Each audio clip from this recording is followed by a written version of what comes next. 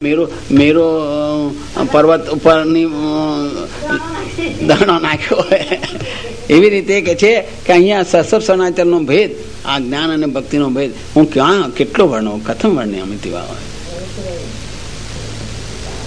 તારતમ્ય જ્ઞાન અને ભક્તિનો જે તારતમ્ય છે તે સસર શરણાચલયોરીવ જ્ઞાન ભક્તો તારતમ્ય કથમ વર્ણ્ય અમિતિ ભાવ.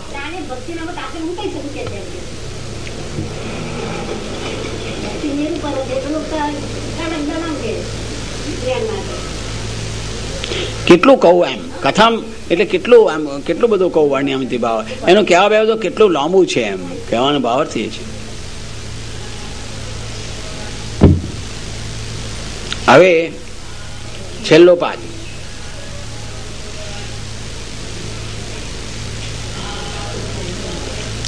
ભક્તિ માર્ગીય સંન્યાસે ચતુર્પાદ ગાયત અર્થ શું? યો હમ સો હસો યો હસો સોહમ ઇતિ યહ પુરુષોત્તમ અહમ ભક્ત. અહીંયા આ સમજવાનું છે કે પહેલા દ્વૈત હતા, પછી અદ્વૈત કેવી રીતે થયા. આ 5 અધ્યાયોની અંદર ભગવાને જે લીલા કરી છે એની અંદર આ વસ્તુનો ગોળ પાડ્યો છે કે પહેલા કે છે કે દ્વૈત હતા. કેવી રીતે હતા? યહ પુરુષોત્તમ અહમ ભક્ત, આ પુરુષોત્તમ ને હું ભક્ત. તો કે યો અહમ એ હું, સો અહમ તે સહ અસૌ તે આ છે, યો અસૌ સોહમ એ પણ હું છું. એવી રીતે કે અહમ ભક્ત પુરુષોત્તમ યહ પુરુષોત્તમ અહમ ભક્ત, આ પુરુષોત્તમ છે હું ભક્ત છું. એવી રીતે ચતુર્પાદની ગાયત્રીની અંદર આ વસ્તુ બતાવી. ફલ પ્રકરણ પ્રથમ અધ્યાય. હવે ફલ પ્રકરણના પહેલા અધ્યાયની અંદર કે છે ફલ પ્રકરણ એટલે રાસ પંચાયત 26 થી 32 5 અધ્યાય. તો કે ફલ પ્રકરણ પ્રથમ અધ્યાય પહેલા અધ્યાયને શું કીધું કે બાહો પસાર ઇતિ ભિન્ન સંયોગથી. ભગવાને ગોપિકાઓને બાહુ પસાર કીધો, પોતાનો બાહુ એમના ખભા પર મૂક્યો. હવે જ્યારે બાહુ પસાર કર્યું એની સાથે જ એને પોતાના દેહનું વિસ્મરણ થઈ ગયું. તે વખતે ગોપીઓને પોતાના દેહનું સ્મરણ નથી, વિસ્મરણ થઈ ગયું કે છે. અને જેવો સ્પર્શ થયો એવો સ્પર્શે તદ્રૂપ અદ્વૈત થઈ ગયો. અંતર ધ્યાન નહીં, ભગવાન ને ભક્ત એક થઈ ગયો. પેલો આવ્યું કે આ યહ પુરુષોત્તમ હમ ભક્ત એવું જુદું ના રહ્યું કે છે. જેવો હાથ મૂક્યો એવો ભગવાનનો અદ્વૈત થઈ ગયું કે છે.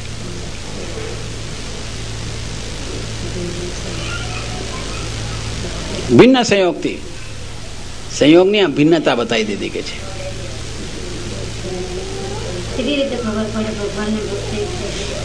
એના હૃદયમાં બિરાજે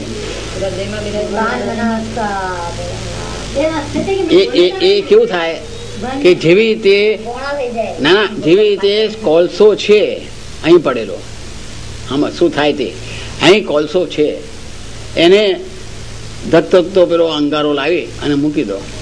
થોડી વખત પછી એ કોલસાનું સ્વરૂપ બદલાઈ જાય અને એ કોણ થઈ જાય? અગ્નિ થઈ જાય. આવી અગ્નિ થઈ ગયા પછી કોલસાનું સ્વરૂપ રહે.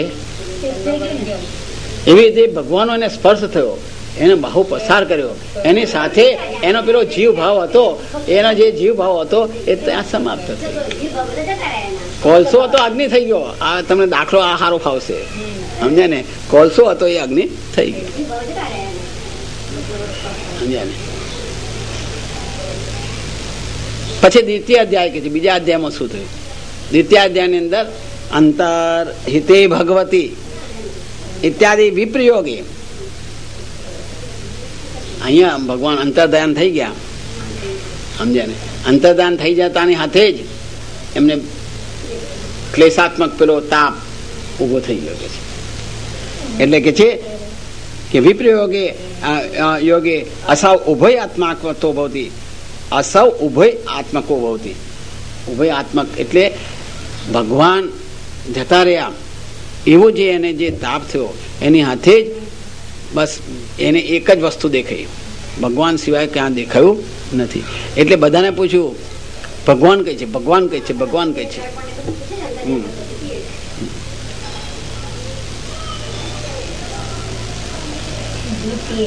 દ્વિતીય સો અસો એટલે ત્યાં કે છે કે સો અસો, અસો એટલે આ, સ એટલે તે આ છે, તે આ છે. એવી સ્ફૂર્તિ ક્યાં થઈ તમને? દ્વિતીય અધ્યાયમાં થઈ ગઈ છે. અને તૃતીય અધ્યાયમાં શું થયું કે છે કે તૃતીય અધ્યાય એકાત્મનો રેવ દ્વિવચનો ઉભય ભાવાત્મક સ્ફૂર્તિ યો અશો ઉભય ભાવાત્મક.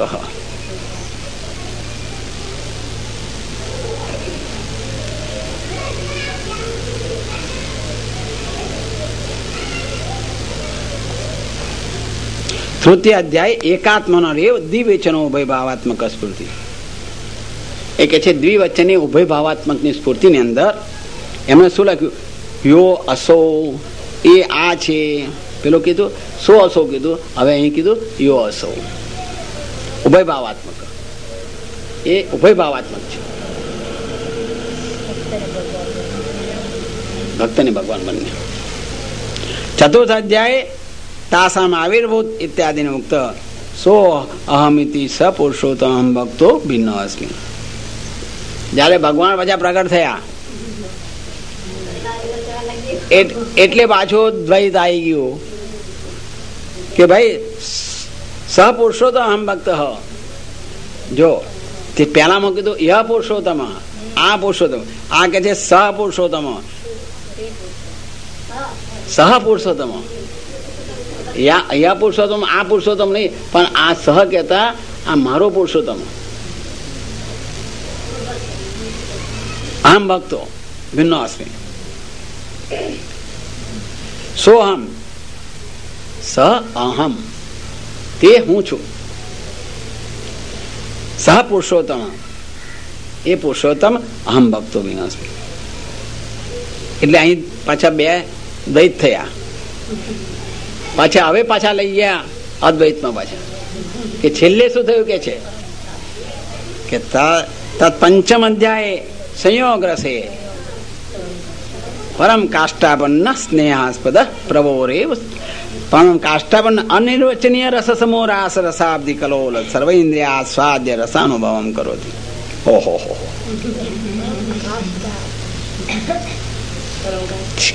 કેટલી મોટી કૃપા કે ભાઈ કે છે કે પરમ કાષ્ટાપન્ન.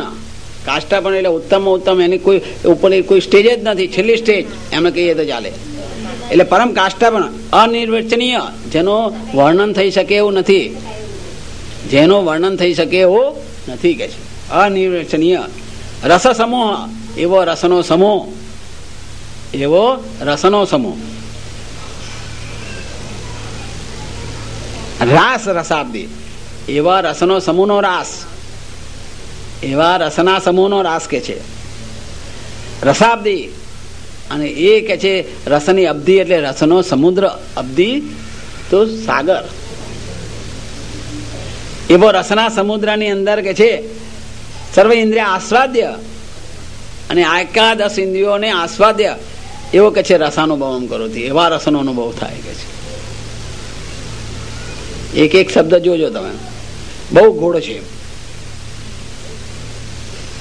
કેવો રસ, કેવો રાસ, અને રાસની અંદર રાસનો પછી અબ્ધિ, અને એનું એ પાછું સર્વ ઇન્દ્રિય આસ્વાદ્ય, આસ્વાદન. આજે ભગવાન ભોગવવાના છે ને છોકરી, એ આ છે. અહીંયા શું લેવાનું છે તો કે આ રસનો આસ્વાદન લેવાનું છે. આવા પ્રભુની હાથે સર્વ ઇન્દ્રિય સાથે સર્વ ઇન્દ્રિય આસ્વાદ્ય કીધું. નહીં તો આસ્વાદ્ય અને સર્વ ઇન્દ્રિયોનો આસ્વાદન શબ્દ વાપરવાની જરૂર હતી ખરી? એક જ ઇન્દ્રિય રસનું પાન કરે, જીભે મૂકીએ એટલે ઘરો ખાટો જેવો હોય એવો દેખાય.